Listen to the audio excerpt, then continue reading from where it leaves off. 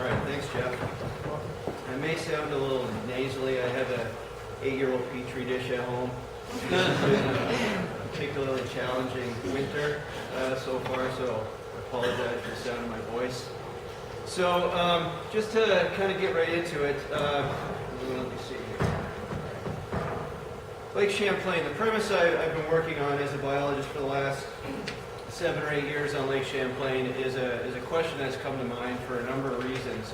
Are pike on Lake Champlain getting as big as they should or as they could? Are they really achieving their ultimate growth potential? We have a picture here of me holding a pike around 15 or 16 pounds. It's about as big as we ever seem to see them on Lake Champlain. But on the other hand, we see pike like this 24-pounder, out of small ponds and lakes all over the state, that average from 200 to 600 acres in size. We're not quite sure what's going on. Why are we not seeing really large pike in Lake Champlain? So it's something we're starting to get into. It's really not completed, but I'm going to present, what we've done so far and what we know so far. So just a little bit of a background on Lake Champlain. It's not a Great Lake. It's connected to the Great Lakes. It's the little sister to the Great Lakes, I guess.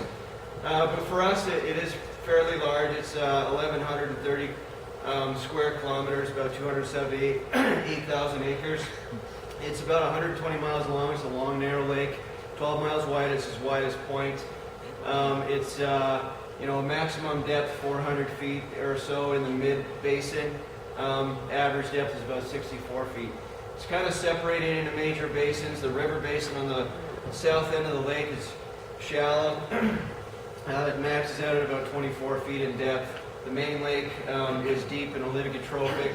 Southern end is pretty eutrophic. And the northern end, the Champlain Islands area, is kind of a mixture of both. It's mesotrophic, more or less.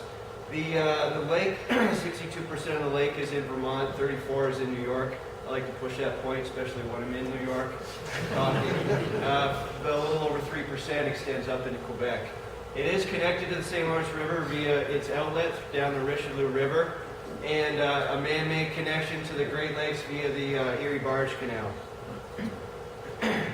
So, why did I start looking at this? A few years ago, one of the guys in our department retired. He used to be administrator of the record fish program, something that I was interested in. I inherited the old archives and catalogs, and I was kind of going through them, and nobody had ever really used it to look at data in terms of angler catch over time. It started in 1969, so there's 45 years worth of record fish catches entered there, and I started looking at northern pike, and for the most part we do have some pretty good sized northern pike entered into this program over the last 45 years. Kind of for personally as an angler, as a biologist, I look at 40 inches, 20 pounds is kind of getting that trophy size category for northern pike. We do have fish exceeding that. One of the biggest derbies held in Vermont on Lake Champlain is the Lake Champlain International Derby. So 5,000 anglers fish that every year. It's in June. Northern pike entered over since 1990, over 1,000 northern pike, and you can see how many from that derby, have been entered over that kind of trophy pike point, I guess, over 40 inches, 20 pounds. It's very, very few. When I looked at back to the statewide record fish program that's been in existence since '69, where those fish are coming from, particularly the fish over 20 pounds, you would think the type of habitat and the forage availability and the size of Lake Champlain that it would be proportionally higher representation in that record fish program, but it's not. We have the same number of fish coming out over the last 45 years at a Glen Lake, which is 250 acres.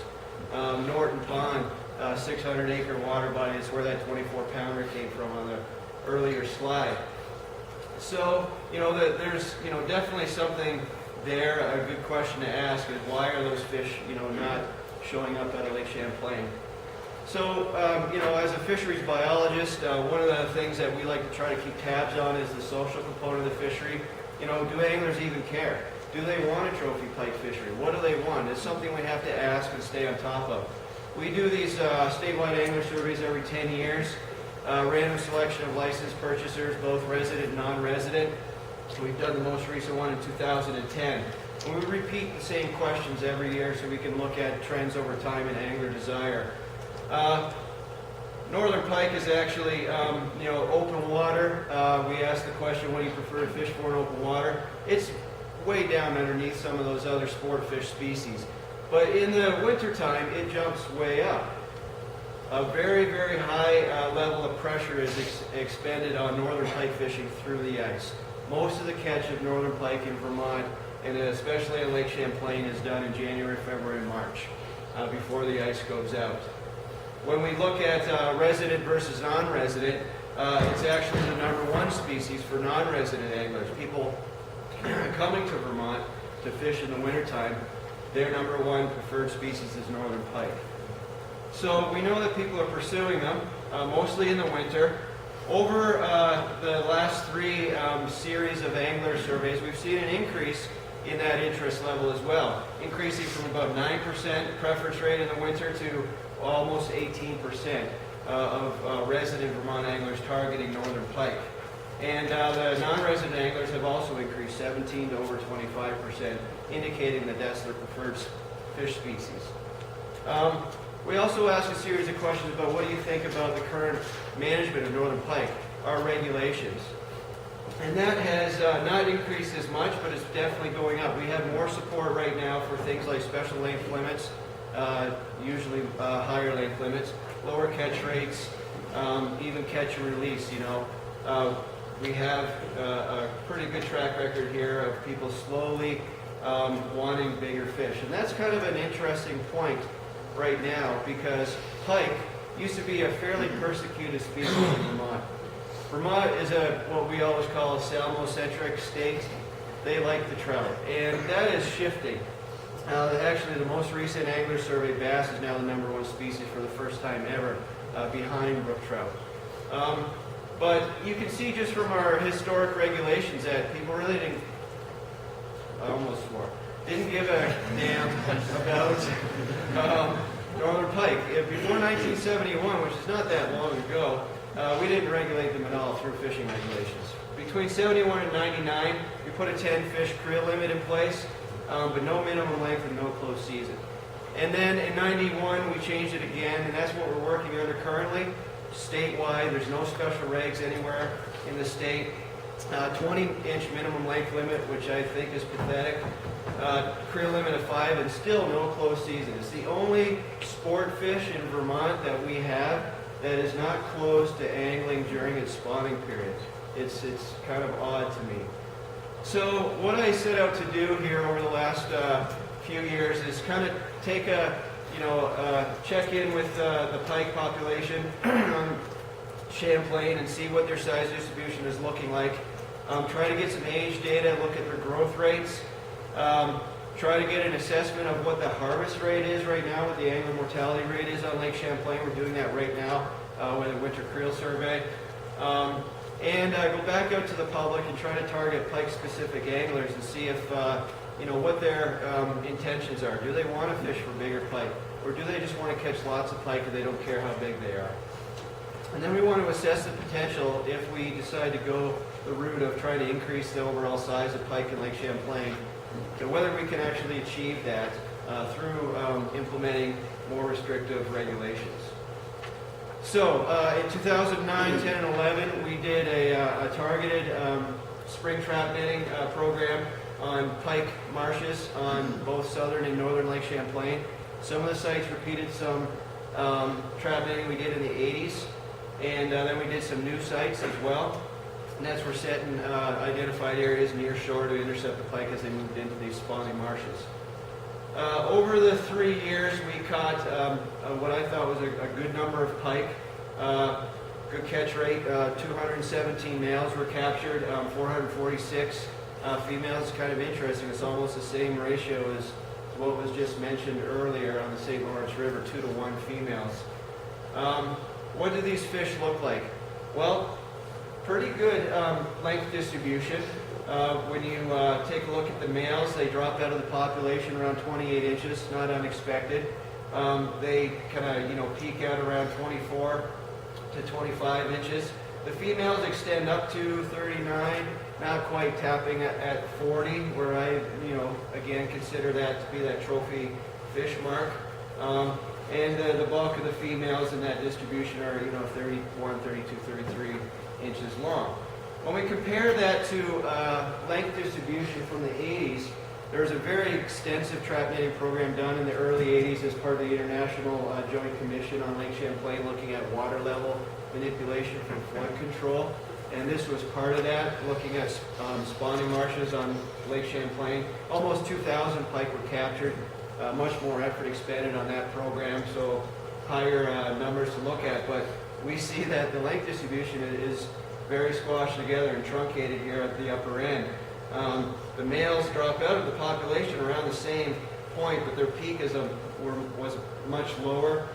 And the females, there was some individuals getting up into the 30-inch range, but not a lot.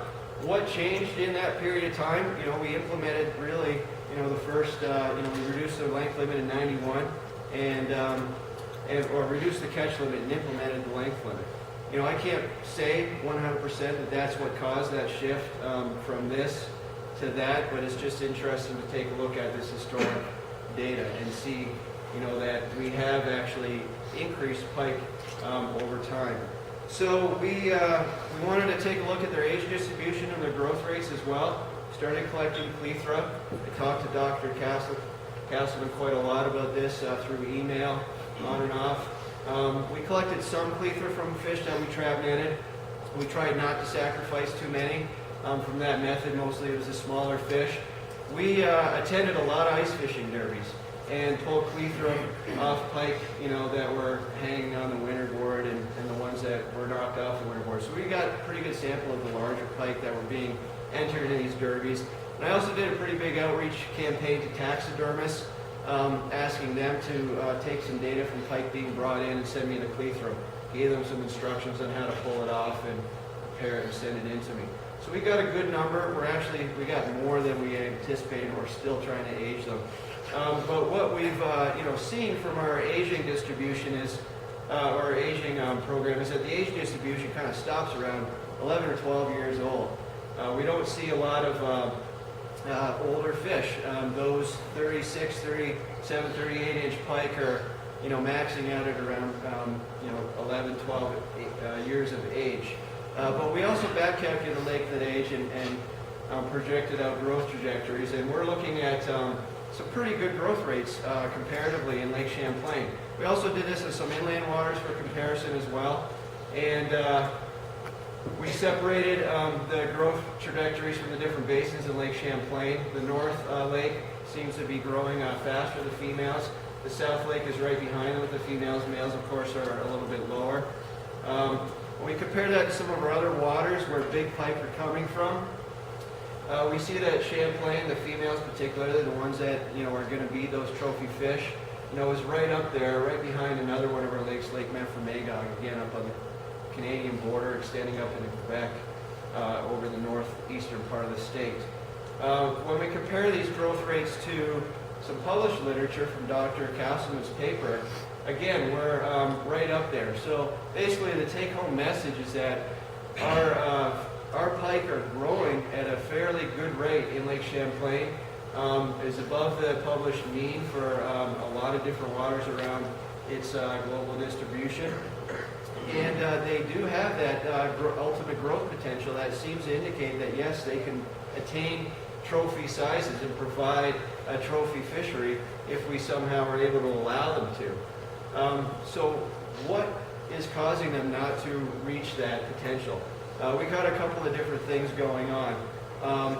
We have what we're measuring right now during the winter creel survey, what we think is a very high harvest rate in the wintertime, directed disproportionately at the largest fish in the populations.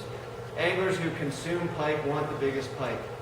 They're hard to fillet, they get the wide bones. People always complain that small pike, they can't get a good chunk of meat.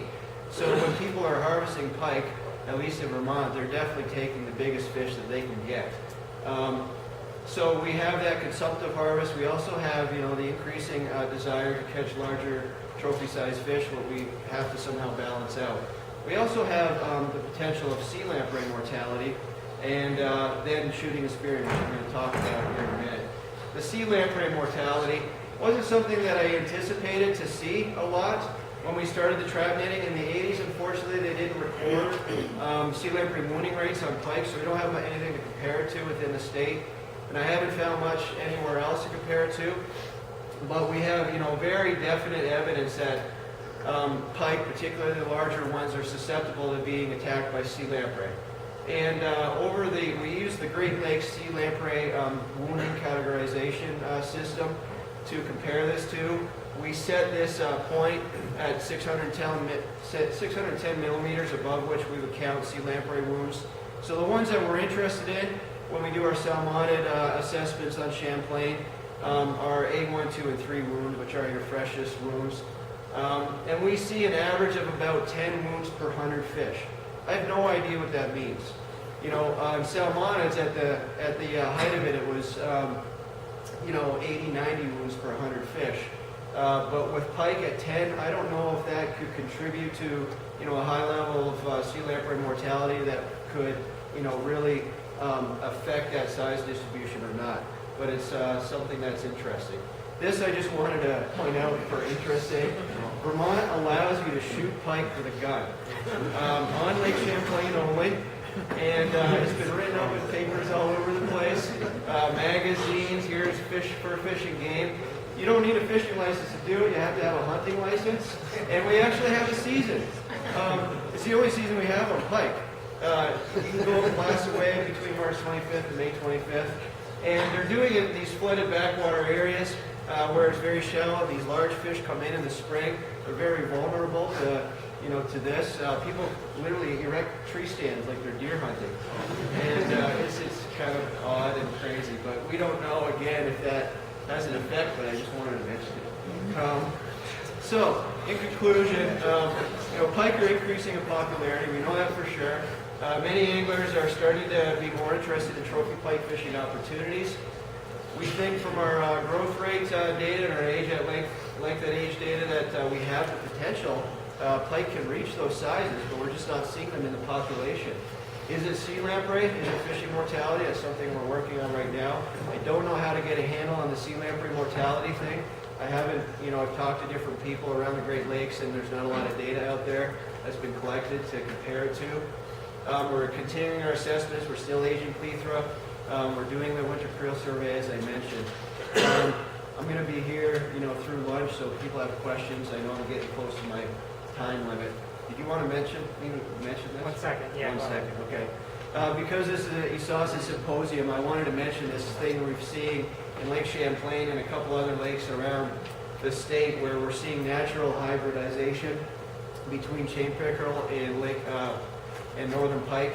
It's actually male northern pike fertilizing female chain pickerel eggs. We had the genetics done by Dr. Chris Wilson at Trent University. And it kind of comes into play, and it's an important thing for me because I also am working on muskie restoration on Lake Champlain. And when you see these things, or when an angler sees these things, the first thing they think is this looks like a muskie, but it's the negative of a muskie. The way these chain pickerel and northern pike are hybridizing is the spots are lining up like bars, but they're light bars on a dark background versus the muskie. But they're a very interesting fish, and about 1 in 10 ESASAs in our trap netting efforts right now are hybrids. So we don't know what that means. But we're seeing them in 4 different lakes in Vermont right now. Lake Champlain, we're documenting them all the way from the Canadian border down the southern extent, and then these 2 small inland ponds in Lake Memphremagog. And these 3 ponds here, pike are an introduced species. They're not native to those waters, but chain pickerel were. So, thanks. Appreciate it. Thanks, Shawn.